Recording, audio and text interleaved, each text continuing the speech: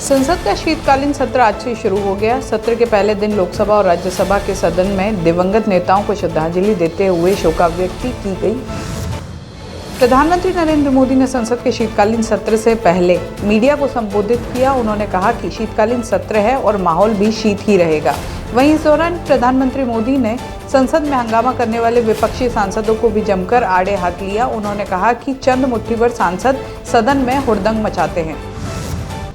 जन स्वराज पार्टी के प्रमुख प्रशांत किशोर ने बिहार को एक असफल राज्य बताया है। उन्होंने कहा कि बिहार सच में एक असफल राज्य है जो बुरी हालात में है और इसके विकास के लिए जबरदस्त प्रयासों की जरूरत है। जन स्वराज की अमेरिकी शाखा शुरू करने के बाद बिहारी प्रवासी समुदाय के साथ एक वर्चुअल बातचीत में उन्होंने ये बात कही। इसके साथ ही पीके ने भरोसा जताया कि उनकी पार्टी अगले साल होने वाले बिहार विधानसभा चुनाव में जीत दर्ज करेगी। उन्होंने बिहार में शराबबंदी हटाने की बात कही।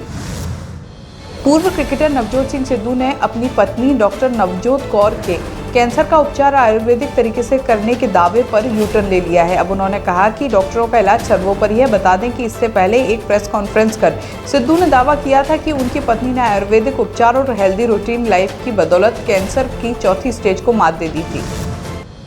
महाराष्ट्र झारखंड विधानसभा चुनाव के नतीजों में एनडीए को मिली बड़ी जीत का असर भारतीय शेयर बाजार पर भी देखा गया है। चुनाव परिणाम आने के बाद आज शेयर बाजार अच्छी बढ़त के साथ खुला है। हफ्ते के पहले कारोबारी दिन सेंसेक्स 1239.86 अंक चढ़कर 80,315.02 के स्तर पर पहुंच गया है। लोकसभा में नेता विपक्ष और कांग्रेस सांसद राहुल गांधी की नागरिकता मामले में सोमवार को हाईकोर्ट की लखनऊ बेंच में सुनवाई होगी।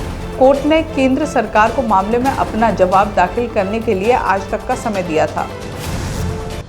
ईवीएम के हैक हो सकने का दावा करने वाले टेस्ला के मालिक एलन मस्क ने भारत के इलेक्टोरल सिस्टम की तारीफ की है। मस्क ने कहा कि भारत ने एक ही दिन में 64 करोड़ वोट गिनकर चुनाव का फैसला सुना दिया। वहीं अमेरिका के कैलिफोर्निया में अभी भी चुनावों के लिए वोट गिनती जारी है।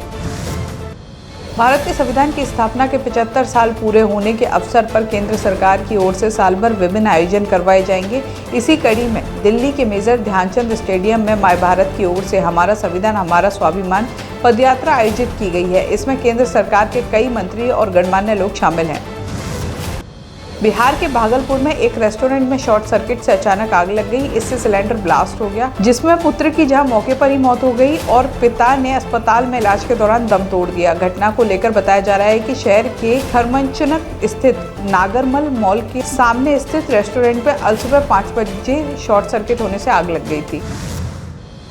छत्तीसगढ़ के बिलासपुर में दुष्कर्म पीड़िता महिला ने सीएम के काफिले के सामने बैठकर आरोपी के खिलाफ रिपोर्ट दर्ज न करने और कार्रवाई में देरी किए जाने की शिकायत की। जानकारी के मुताबिक पीड़िता करीब 15 मिनट तक मुख्यमंत्री के काफिले के सामने ही बैठकर न्याय की गुहार लगाती रही। इस दौरान बेलतरा विधायक सुशांत शुक्ला ने पीड़िता से बातचीत की और न्याय दिलाने का आश्वासन दिया। बिहार विधानसभा के शीतकालीन सत्र के पहले दिन पत्रकारों से बात करते हुए मंत्री अशोक चौधरी ने कहा कि हमारे नेता का कहना था कि जिस तरीके से नीतीश कुमार ने अपने 19 साल के कार्यकाल में 40 से 50 करोड़ के बजट से 700 योजनाओं को करने का काम किया। हिंदुस्तान में बिहार पहला राज्य है जहां बीपीएससी IAS की कोचिंग के लिए रेजिडेंशियल कोचिंग की व्यवस्था नीतीश कुमार ने की है।